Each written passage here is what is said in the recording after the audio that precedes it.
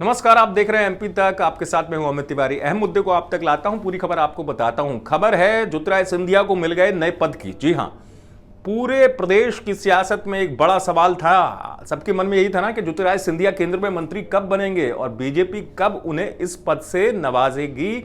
और जो उपचुनाव में ज्योतिरादित्य सिंधिया ने अपना प्रदर्शन करके दिखाया है और सिंधिया समर्थक जो साथ में आए, जो जीत मिली, उसके बाद लगातार ये सवाल उठ रहा था कि ज्योतिरादित्य सिंधिया को कब बड़ा पद मिलेगा। लेकिन इस बीच केंद्र में मंत्रिमंडल का तो विस्तार हुआ नहीं।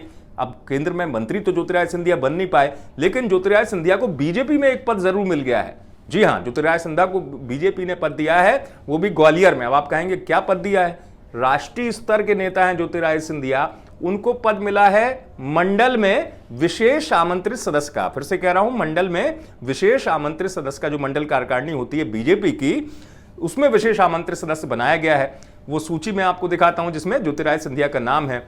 देखिए ये सूची,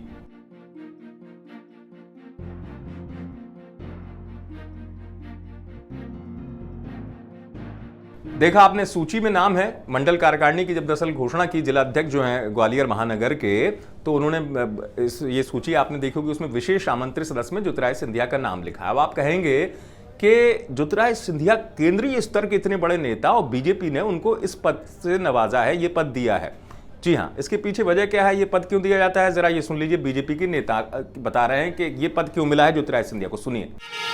देखिए, हमारे यहाँ परंपरा है ये कि जितने भी वरिष्ठ कार्यकर्ता जिस मंडल में रहते हैं वे वहाँ के या तो स्थायी आमंत्रित सदस्य रहते हैं या विशेष आमंत्रित सदस्य रहते हैं। तो उसी दृष्टि से माननीय सिंधिया जी को भी मंडल कार्यकारिणी में रखा है।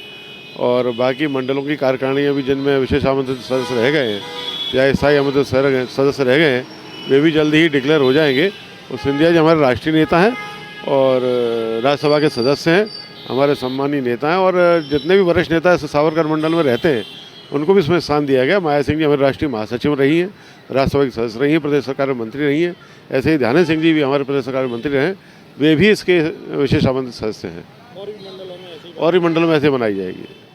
तो सुना, बात अब साफ हो गई है। बात साफ इसलिए हो गई है कि ज्योतिरादित्य सिंधिया को यह पद इसलिए मिला है क्योंकि कहा जाता है कि जो जिस मंडल के अंतर्गत रहता है या जिस मंडल से जुड़ा हुआ संबंधित होता है, उसको उस मंडल का विशेष आमंत्रित सदस्य बना दिया जाता है। यह परंपरा बीजेपी में रही है, इसलिए ज्योतिरादित्य सिंधिया को यह पद दिया गया है। अब देखिए, कहने को तो ज्योतिरादित्य सिंधिया को बीजेपी में मिला ये पद विशेष आमंत्रित सदस्य का, लेकिन इसकी चर्चा ऐसी हो गई सियासी तौर पर, बातें इस तरीके से निकलकर सामने आई।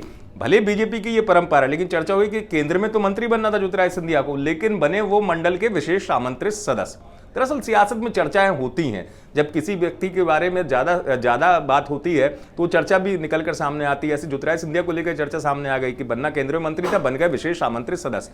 लेकिन इसके पीछे की वजह भी देखिए, मैंने आपको बता दी। वजह यही है कि ये बीजेपी की परंपरा होती है कि जो जिस मंडल का होता है विशेष आमंत्रित सदस्य बनता है। लेकिन अब देखने वाली बात ये होगी केंद्र में ज्योतिरादित्य सिंधिया वास्तव में कब मंत्री बनेंगे, क्योंकि राष्ट्रीय स्तर की राजनीति वो करते रहे हैं। आप देखते रहिए एमपी तक।